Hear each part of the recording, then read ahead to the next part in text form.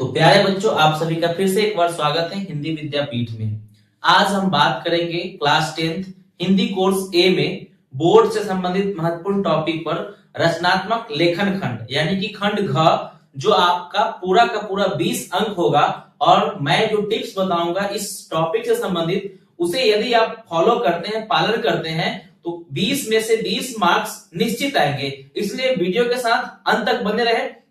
हिंदी पढ़ रहे हैं, हिंदी कोर्स ए जो फॉलो कर रहे हैं उनके लिए यह लेखन खंड में महारत हासिल करना है, अर्थात कि आप कैसे ज्यादा से ज्यादा मार्क्स।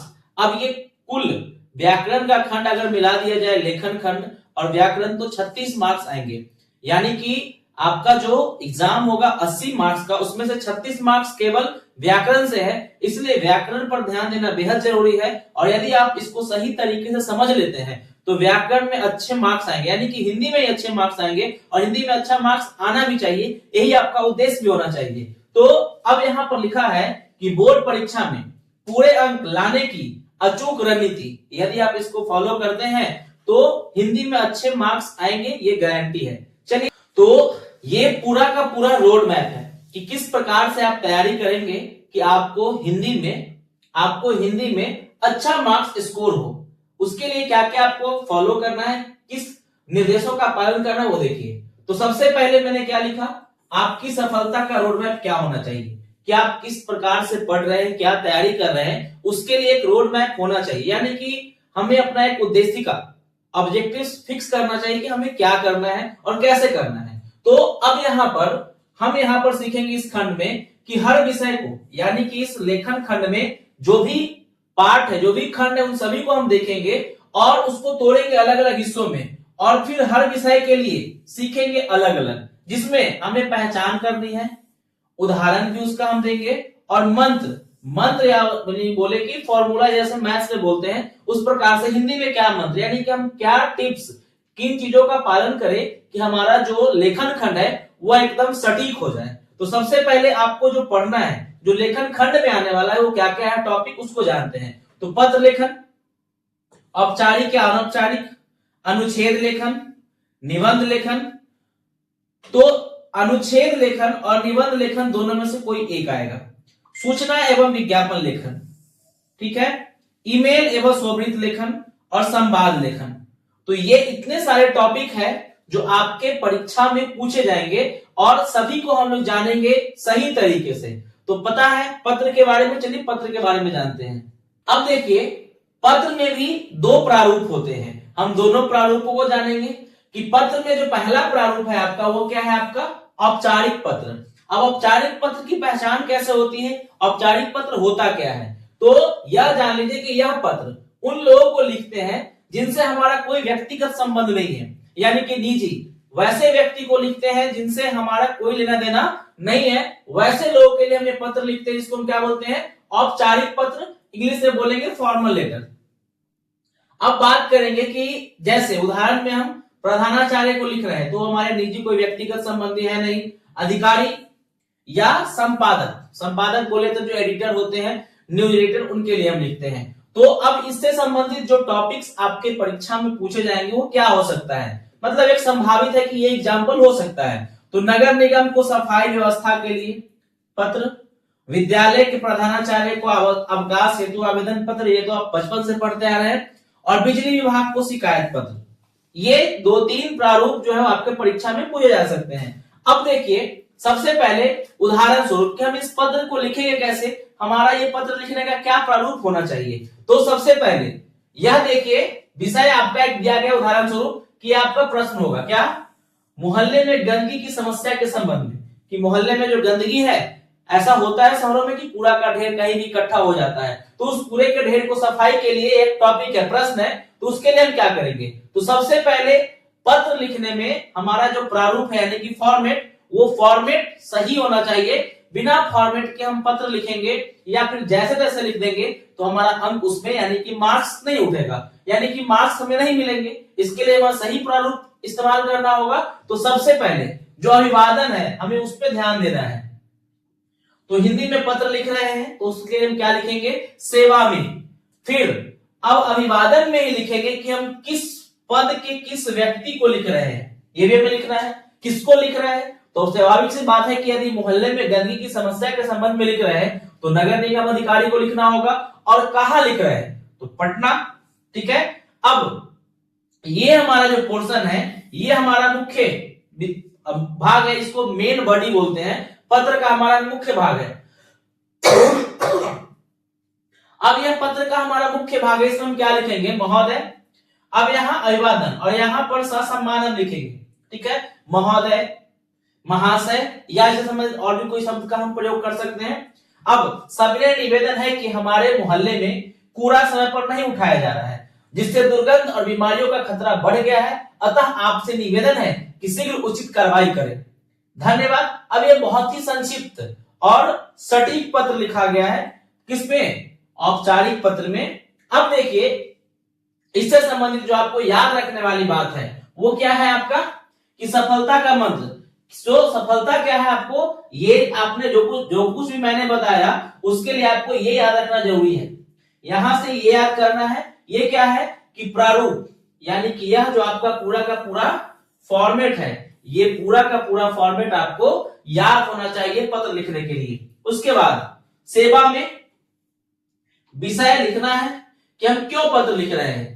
विषय ऊपर लिखा गया है तो आपको पत्र में विषय लिखना है कि विषय, फिर महोदय लिखना है और भव्य। अब ये जब हम पत्र का अंत कर रहे होंगे तो यहाँ पर धन्यवाद ज्ञापन इसको बोलते हैं, समापन बोलते हैं, जहां पर ये हमें भव्य, आज्ञाकारी और आपका विश्वासी या विश्वासभाजन ये शब्दों का हम प्रयोग कर सकते हैं। तो ये हमारा हो गया औपचारिक पत्र। चलिए अनौपचारिक पत्र को देखते हैं। अनौपचारिक पत्र की पहचान हम कैसे करेंगे, तो अनौपचारिक पत्र अर्थात इनफॉर्मल लेटर, और ये हम लिखेंगे किसको, तो जो हमारे परिचित हैं उन्हीं को हम ये पत्र लिख सकते हैं। कौन सा पत्र, अनौपचारिक पत्र।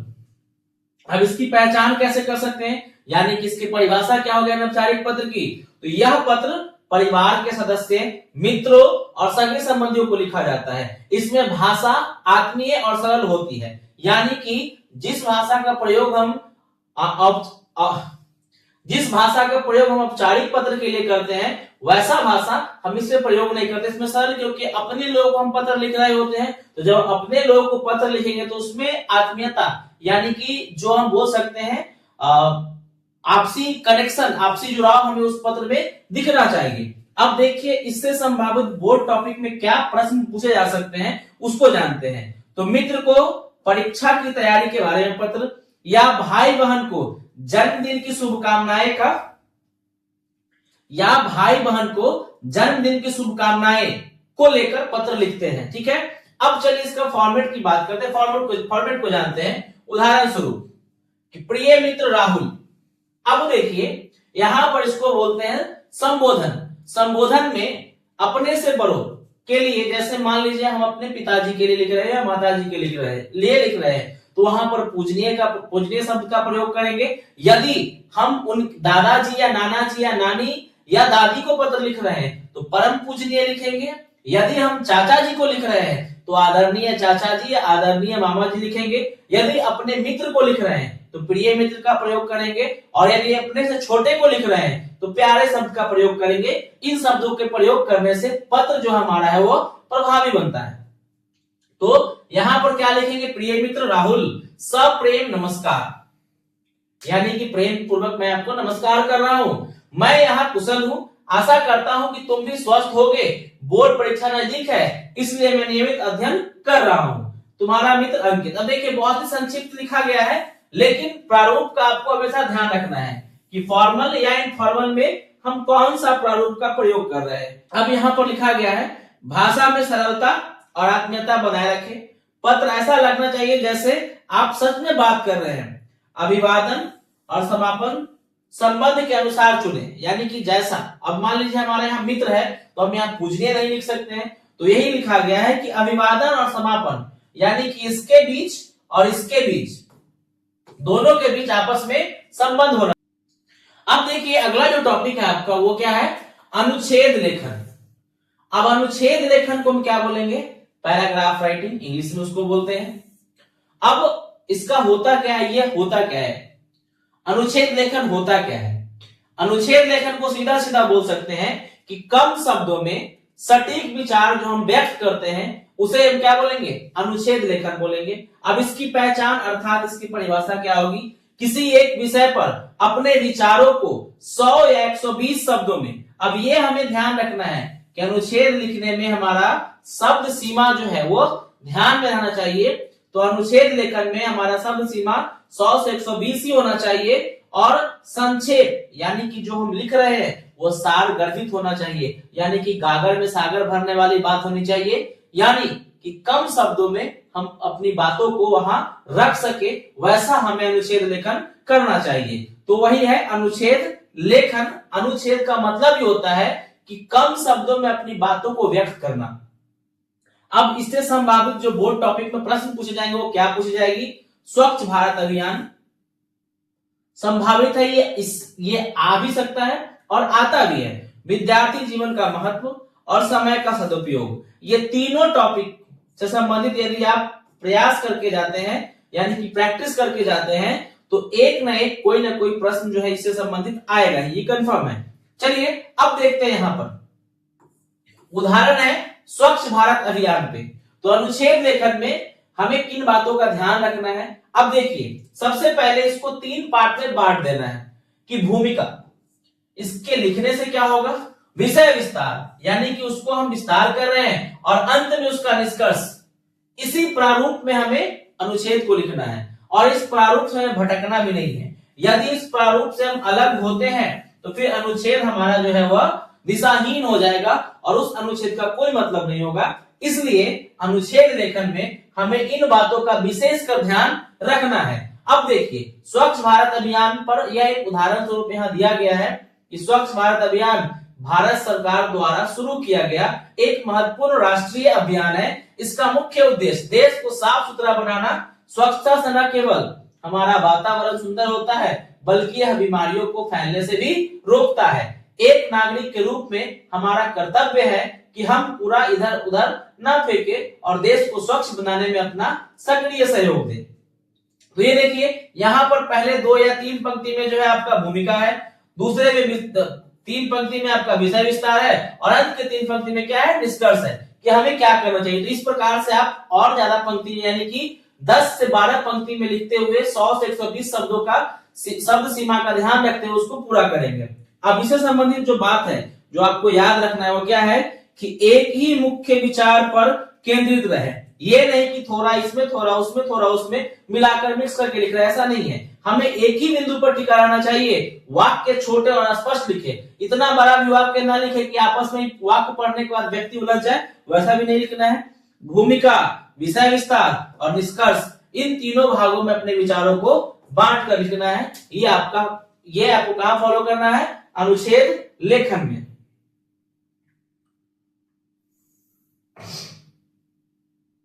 अनुच्छेद लेखन से ही संबंधित है आपका निबंध लेखन, दोनों में से अथवा कोई एक होगा। अब निबंध लेखन में क्या है, अनुच्छेद लेखन से थोड़ा सा ही अलग है। उसमें क्या होता है कि किसी विषय पर विस्तृत हम लिखते हैं, अनुच्छेद में क्या है, सीमित लिखते हैं, इसमें हम विस्तार करते हैं। इसमें शब्द सीमा जो आपका बढ़ जाता है, 150 से 200 शब्द हो जाता है। अब इससे संबंधित जो संभावित बोर्ड टॉपिक आ सकते हैं वो क्या, आपका पर्यावरण प्रदूषण, डिजिटल भारत, नारी सशक्तिकरण, इनमें से कोई एक टॉपिक जो है वह इस प्रकार से आ सकता है। आप तीनों प्रयास कर लेंगे कि हाँ ये तीनों आपको VVI मान करके प्रैक्टिस करना है कि ये आपके लिए बेहद ही महत्वपूर्ण है, ठीक है। अब देखिए इसमें क्या करना है, उदाहरण में निबंध की संरचना। अब निबंध की उदाहरण आपको यहां दिया गया है, उदाहरण स्वरूप निबंध की संरचना है और टॉपिक क्या है आपका, पर्यावरण प्रदूषण। अब देखिए पर्यावरण प्रदूषण पे हम यह जो टॉपिक है इस पे निबंध किस प्रकार से लिखेंगे। अब सबसे पहले इसमें भूमिका आनी चाहिए। भूमिका में है प्रदूषण का अर्थ और परिचय लिखेंगे, समस्या के कारण अर्थात प्रदूषण का कारण क्या क्या है उसके बारे में लिखना है। अब इसका तीसरा प्रभाव कि आखिर प्रदूषण का प्रभाव क्या पड़ रहा है। अब जो प्रभाव पड़ रहा है, समस्या है, अब उसको हम समाधान कैसे करेंगे, अर्थात यदि प्रदूषण दिन प्रतिदिन बढ़ रहा है तो उसको हम कैसे उस परिस्थिति से निपटे।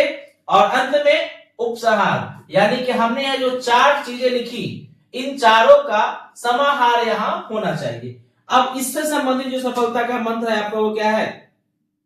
लिखने से पहले 2 मिनट लगाकर संकेत बिंदुओं, अब जब निबंध लिखने के लिए दिया जाएगा तो वहां संकेत बिंदु होगा और कुछ नहीं करना है, जो संकेत बिंदु दिया गया है उस पे 2 मिनट हमें ध्यान से पहले चीजों को देखना है, अच्छे तरीके से समझना है, अपने दिमाग में एक पूरा का पूरा सांचा यानी कि रोड मैप तैयार कर लेना है कि हम कैसे लिखेंगे, किन बातों का उसमें उसमें किन बातों को शामिल करेंगे और किन बातों को हमें छोड़कर चलना है।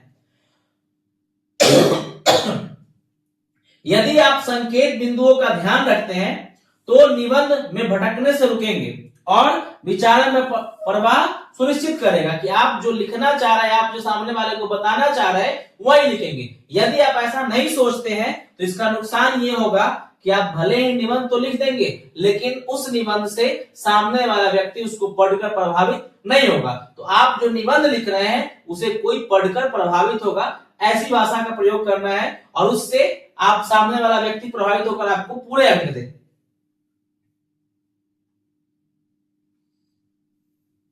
अगला जो टॉपिक है आपका वह है सूचना लेखन।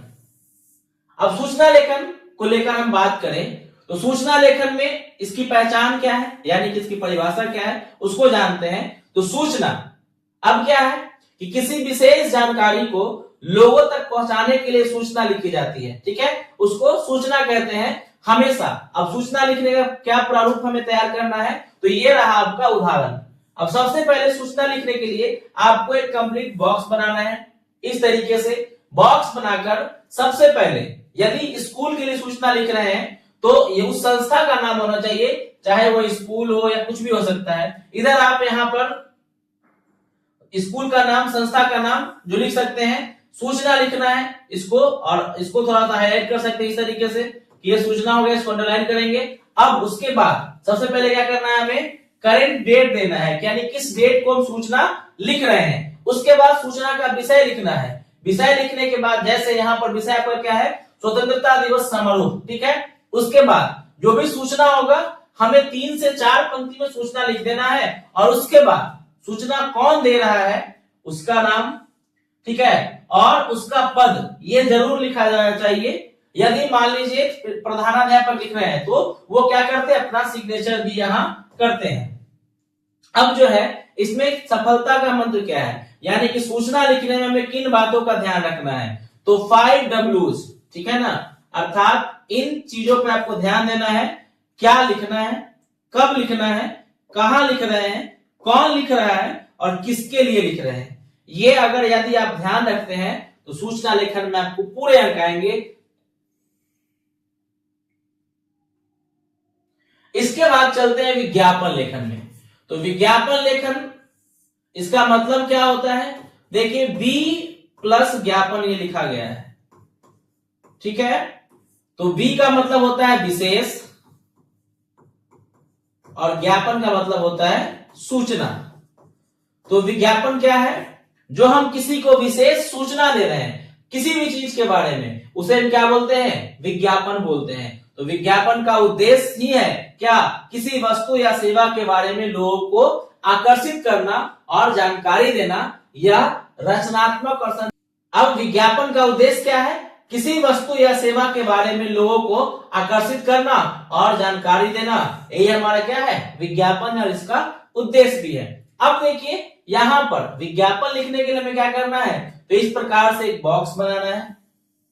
उस बॉक्स के अंदर हम उस टॉपिक से संबंधित जो हमें प्रश्न के रूप में दिया गया है उससे संबंधित यदि संभव हो तो एक आकर्षक तस्वीर यानी कि आकर्षक चित्र, आकर्षक फोटो जरूर बनाएंगे। जैसे यहाँ पर खोया पाया खोया को बोल्ड अक्षर में लिखा गया है, इससे संबंधित एक तस्वीर बनाया गया है। तो आप इस प्रकार का एक इमेज, स्केच इमेज बना सकते हैं पेंसिल का प्रयोग करके। और अब देखिए क्या, अब खोया पाया स्कूल में ऐसा होता है कि किसी का कुछ खो जाता है, किसी को कुछ मिलता है, तो क्या खोया, तो एक नीली पेंसिल बॉक्स, कहां, तो विद्यालय परिसर में। पहचान, उस पर स्पाइडरमैन का स्टिकर लगा है। निवेदन, मिलने पर कृपया स्टाफ रूम में जमा कराएं, पाने वाले को उचित इनाम दिया जाएगा। संपर्क, अमित कुमार कक्षा 10 बी। ठीक है, इस प्रकार से, यानी कि अब यह कोई अपना विज्ञापन तैयार किया कि मेरा बॉक्स खो गया है, यदि किसी को मिलता है तो उससे संबंधित एक बात दी गई है। अब यहाँ पर क्या है कि बहुत सारे नए प्रोडक्ट को लेकर के भी आपके बीच विज्ञापन बनाने को लेकर प्रश्न आएंगे। ठीक है, अब इसमें आपको सफलता का मंत्र क्या ध्यान रखना है वो देखिए। तो एक आकर्षक शीर्षक दे, जिस प्रकार से खोया पाया दिया गया शीर्षक। ठीक है, कम शब्दों का प्रयोग करना है और यदि संभव हो तो एक छोटा सा चित्र बनाए, बॉक्स बनाना ना भूले। यदि आप केवल बॉक्स बनाकर चित्र बना भी लेते हैं तो उतने से आपको 2 मार्क्स मिल जाएंगे विज्ञापन में। और यदि आप कुछ भी लिखते हैं थोड़ा बहुत जो सही होता है तो 4 में से 3 अंक इसके जरूर मिलेंगे। तो ये था आपका विज्ञापन। चलिए आगे देखते हैं ईमेल। ये आपके लिए बेहद ही महत्वपूर्ण टॉपिक है, ईमेल राइटिंग, और ये आपको आना ही चाहिए। और आजकल के इस युग में जो कंप्यूटर युग है, उस कंप्यूटर में बच्चों को ईमेल लिखना आता ही है। तो इसमें बहुत कुछ नहीं करना है, आपको सबसे पहले इसका फॉर्मेट याद रखना है। ठीक है, ये रहा इसका फॉर्मेट, जिसमें फ्रॉम, टू और सब्जेक्ट, इन तीनों चीजों को आप इंग्लिश में लिख सकते हैं। एग्जाम में कहीं कोई दिक्कत नहीं आएगा। ठीक है, अब पहचान इसका क्या है, ईमेल क्या होता है। तो ईमेल में ई जो है, ईमेल में आपका ई जो है वह इलेक्ट्रॉनिक के लिए स्टैंड करता है। इसका मतलब ये होता है कि डिजिटल माध्यम से जो पत्र भेजा जा रहा है, इसलिए उसका नाम क्या पड़ा, इलेक्ट्रॉनिक मेल। यही लिखा है कि यह पत्र का इलेक्ट्रॉनिक रूप है। इसका प्रारूप औपचारिक पत्र जैसा ही होता है, लेकिन इसे कंप्यूटर या मोबाइल पर भेजा जाता है।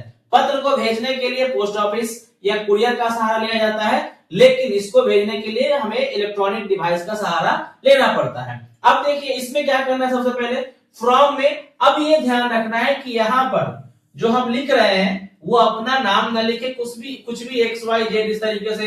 पता है कि ईमेल में कुछ भी लिख सकते हैं और यहाँ भी कुछ लिख सकते हैं, और विषय जरूर लिखना है कि हम सब्जेक्ट क्या लिख रहे हैं। इसमें एक चीज और आता है, सीसी और बीसीसी। ठीक है, तो सीसी कार्बन कॉपी होता है, बीसीसी ब्लाइंड कार्बन कॉपी होता है। तो यदि मान लीजिए यही मेल 1 से 2 लोगों को भेजना है तो पहला यहाँ जिसको भेजना है उसके नीचे सीसी का बॉक्स आ जाएगा, और मान लीजिए कि एक ही मेल बहुत सारे लोगों को भेजना है तो उसके नीचे बीसीसी का बॉक्स आ जाएगा, और इस प्रकार से हम वो टॉपिक लिखकर उस मेल को फॉरवर्ड कर सकते हैं। तो अब देखिए इसमें क्या है सफलता का मंत्र, आपका सब्जेक्ट बिल्कुल होना चाहिए, स्पष्ट होना चाहिए कि क्या लिखा जा रहा है, क्योंकि कई बार मेल क्या होता है कि सब्जेक्ट देखकर ही लोग मेल पढ़ते हैं। तो सब्जेक्ट बिल्कुल स्पष्ट होना चाहिए, भाषा विनम्र और औपचारिक रखना है, प्रारूप का सख्ती से पालन करना है। यह ध्यान रहे कि रचनात्मक लेखन खंड में प्रारूप किसी में भी कहीं भी कोई गलती नहीं करना है। यदि प्रारूप में गलती करने हैं तो आपके अंक वहां घटेंगे, आपके अंक जो है वो कट जाएंगे। इसके बाद आता है आपका स्ववृत्त लेखन, बायोडाटा, सेल्फ डिस्क्रिप्शन, जिसको रिज्यूमे भी हम बोलते हैं, स्वयं का प्रभावी परिचय, उसी को क्या बोलते हैं, स्ववृत्त लेखन। अब इससे संबंधित भी अब ये प्रश्न जरूर पूछे जाएंगे, स्ववृत्त लेखन अब ये होता क्या है। तो इसमें स्ववृत्त यानी कि स्वयं के बारे में, अपने बारे में व्यक्ति जो है वो व्यवस्थित जानकारी देता है, या किसी आवेदन या परिचय के लिए भी उपयोग में लाया जाता है। कि जैसे मान लीजिए मुझे कहीं नौकरी करना है तो उससे संबंधित, मान लीजिए जो नौकरी का पद खाली है उससे संबंधित आपका योग्यता है तो आपको बताना पड़ेगा, और वो लिख कर बताना पड़ेगा। तो उसका संकेत यानी कुछ इस प्रकार से उसको हम लिख सकते हैं। तो आपने देखा होगा कि जो बायोडाटा हम तैयार करते हैं उसमें अपना फोटो लगाने का भी एक कॉलम होता है। तो एक प्रतीकात्मक तस्वीर है, यहाँ पर एक फोटो लगा दिया गया है। नाम क्या लिखा गया है, अंकित कुमार। ठीक है, पिता का नाम क्या है, श्री रमेश कुमार। अब ये लिखना ही है क्योंकि नाम लिखना है, पिता का नाम लिखना है, जन्म तिथि लिखना है। अब क्लास, तो यहाँ क्लास तो नहीं लिखेंगे, लेकिन हमने क्या क्या पढ़ाई किया है उसके बारे में जरूर लिखेंगे कि कौन कौन सा परीक्षा मैंने पास किया है उसके बारे में लिखना है, और विद्यालय का नाम भी लिखना है। हाँ, इसको लिखते वक्त एक बार ये ध्यान रखना है कि यहाँ पर जब हम अपनी शैक्षणिक योग्यता लिखेंगे तो वहां पर इस तरीके से बॉक्स बनाएंगे, और वो थोड़ा सा प्रभावी बनता है। किस तरीके से बॉक्स बनाएंगे और उसमें अलग अलग कॉलम बना करके लिखेंगे। यहाँ पर कौन सा एग्जाम पास किया, जैसे मान लीजिए 10th, यहाँ पर 12th। ठीक है, यहाँ पर हम लिखेंगे बोर्ड, ये बोर्ड लिख सकते हैं कि किस बोर्ड से पास किए। यहाँ पर स्कूल का नाम लिखेंगे और यहाँ पर लिखेंगे परसेंटेज कि कितना परसेंटेज मार्क्स हमारा आया। इस तरीके से यदि उसको शामिल करते हैं तो वो थोड़ा और प्रभावी बनेगा।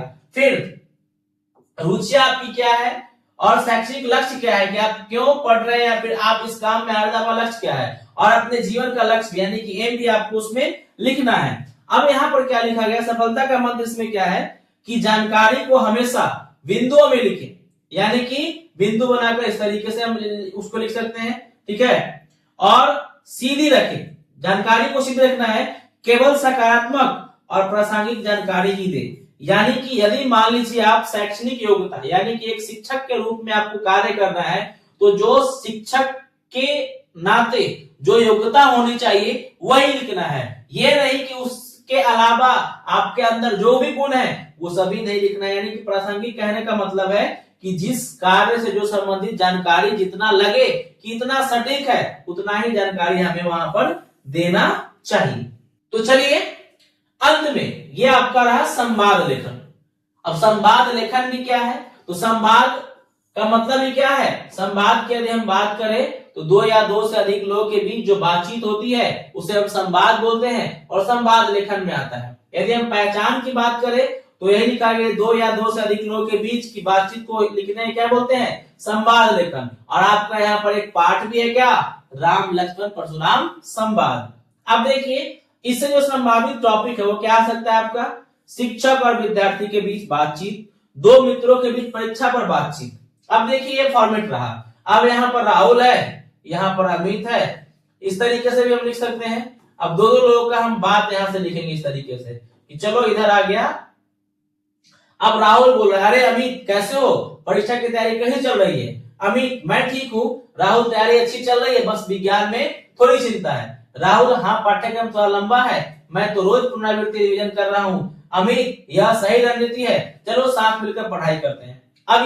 अब ये ध्यान रखना है कि इसमें बहुत लंबा सेंटेंस का प्रयोग नहीं करना है, बहुत लंबा वाक्य का प्रयोग नहीं करना है, और एटलीस्ट कम से कम 6 या 7 पेयर में आपका संवाद जो है उसका निष्कर्ष भी निकल जाना चाहिए। तो यहाँ पर देखिए क्या लिखा है, संवाद छोटे, सरल और स्वाभाविक होने चाहिए।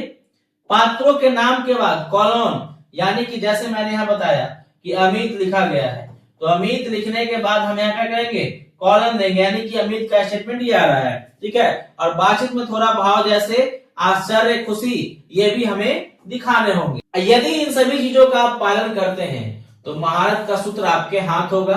और प्रारूप प्लस अभ्यास, ये दोनों यानी कि फॉर्मेट जो मैंने बताया था वो और अभ्यास करते हैं तो फिर इसमें आपका 20 में 20 जरूर आएंगे, ठीक है। और ये आपको अंक जो है वह स्कोर करने में सहायता करेगा। तो इस प्रारूप को समझना पहला कदम है और लगातार अभ्यास करना सफलता की गारंटी है। इसलिए विश्वास रखें, अभ्यास करें और परीक्षा में पूरे अंक प्राप्त करें।